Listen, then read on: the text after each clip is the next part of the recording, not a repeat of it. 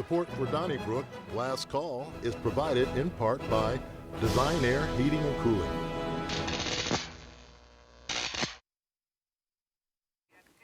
Thank you for joining us for Last Call. I almost said next up, but I did not. I thought you almost said your turn. I honestly did. That's good. Almost. Right. Well, I was thinking of all the things we have to wish people, okay?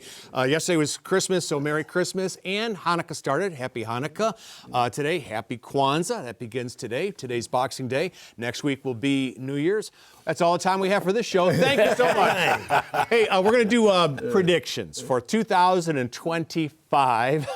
Why we do this, Wendy, I don't know, because we don't exactly bat 1,000 on these. No, we do not. But nonetheless, would you share a prediction for 2025? I think that Kara Spencer is going to win the mayor's race. I really do. And I had an experience downtown last Friday and heard from, I won't say where, but heard from a few employees of the city how unhappy they were because, as we all know, they do recognize us all when we go out, and that sort of, there's a familiarity there, and so that combined with all of the coverage of all of the problems, I just would not be a bit surprised if Kara Spencer wins this time around. I wouldn't be shocked. I do think the mayor will hang on, and it's so surprising to say hang on. You know, you think you should win by landslide. I think she'll hang on. I still think there's not a groundswell to change at this point in time, and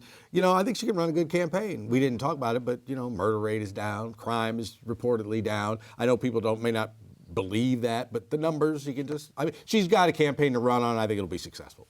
I think so too. I would guess that as an incumbent, she's going to hang on. The problem she faces, one of the things is we had so much money and there's nothing to show for it yet.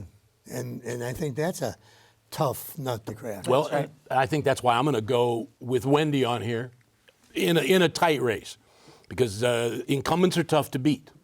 But I also think we're in a mood, obviously, in the country. Incumbent doesn't necessarily mean a good thing. Joe Biden was an incumbent. Cori Bush was an incumbent. I think there's a certain dissatisfaction amongst voters overall. And I think Bill's point is very important.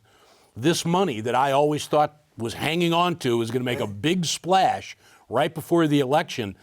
All it seemed to have done is cause more problems. This SLDC money, which the Post-Dispatch has written about, then you move with that with grants coming through the building division that St. Louis Magazine and KSDK have reported. I mean, everybody's reporting about, and not just a little problem where you caught one person keeping $100 out of a check. We're talking what seems to be possibly systemic corruption. And I think the mayor has to shake that. And I think that allows Kara Spencer to have the bully pulpit. I mean, there's the old axiom that no politician is ever more popular than on the day they're sworn in. And I don't see what Tashara Jones has done to where it's I have pulled this up by the bootstraps or anything. Well, I will say one thing. Quo. An important figure is what Alvin mentioned. I mean, as of today, 148 homicides in the city of St. Louis compared to 160 at the end of last year. And that's going in the right direction, especially when you consider, I think during COVID one year, we had 260 homicides. So that number's way down. And I'm surprised the mayor isn't touting that a little more. I'm sure that campaign will. Well, if she gets money, and I think Kara Spencer's going to have a easy time getting money from people like Bob Clark and Ron Kraszewski and a few others. Well, I think she'll be able to afford it. I think, and I also think the Business Journal has pointed out repeatedly how many businesses have left the city. So I'm not great at math, but it seems that one would be connected to the other. Not just businesses, but also a large number of North St. Louis residents, mostly African American, have left. That could percentage that could hurt. But that could hurt. Not to say black people just vote for black people. Well, I'll make a prediction, and that is that Dennis Hancock will hold on to his job. I agree with Attorney Joe Hogan, who represents Diane Valenti, that there is going to be a new prosecuting attorney, and whoever that is going to drop the charges against Diane Valenti in the new year. And I think that Dennis Hancock will prevail, that actions by this prosecuting attorney to remove him will not be furthered by the successor. Well, I also think it's interesting that the new prosecuting attorney is probably going to be Melissa Price Smith, and I think she is I think she's better than Kurt Van Ostrin. Right. and I think she would be an upgrade from Wesley Bell, and that would mean that Mike Parson has given the city Gabe Gore, who's an upgrade from Kim Gardner, and will have given the county a successful prosecutor. It makes you wonder about elections. I mean, because I don't think Gabe Gore was going to run for circuit attorney. I don't think that Smith was going to run for prosecuting attorney. So it's all kind of. Ask Jackson County what they think about the governor right about now. You know, Well, I think the thing is that That's a good point. I think Billy. I mean, and also he also gave us Andrew Bailey. So I'm not. well, and it goes on things, but I think the part that people who are of the Democratic persuasion are loath to admit is Mike Parsons was required by law to appoint Democrats.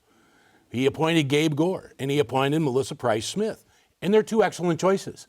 And I don't think people want to give him credit for that because it falls on the Republican-Democrat lines. Republicans won't say a good thing about Democrats, and Democrats won't say a good thing about Republicans. I do have one real more- quickly. Real quick, I just see this in my crystal ball. Gas is going to surge way past $4 at some time in 2025. I think if we don't care about other countries around the world, these other countries are going to remind us that we. Okay, let me make a financial prediction then, so the people can go out and invest on what Bitcoin. Oh boy. I don't know anything about Bitcoin, and I'm not buying one. I wouldn't know it if I saw one. But I think that Trump has become a big Bitcoin guy, and the bro blogs are Bitcoins. So if I were more of a gambling man, I would take the money out from under my mattress and buy some Bitcoins. I think the Cardinals are also another prediction. I think the Cardinals are also going to be struggling again this year. Actually, my prediction has to do with the Cardinals, but I think quietly everybody's expecting nothing from them. I won't say they'll make the playoffs, but I think they will actually have a winning season. Oh, good. 500 winning season, quietly under the radar with young players. My, haven't our expectations been lowered? I think people are thinking they're going to be in the cellar. I think they're quietly going to do better than people think. I hope Well, so. thank you for those predictions. Maybe we should erase this tape and not look at it ever again. Thank you so much for joining us. We'll see you next week.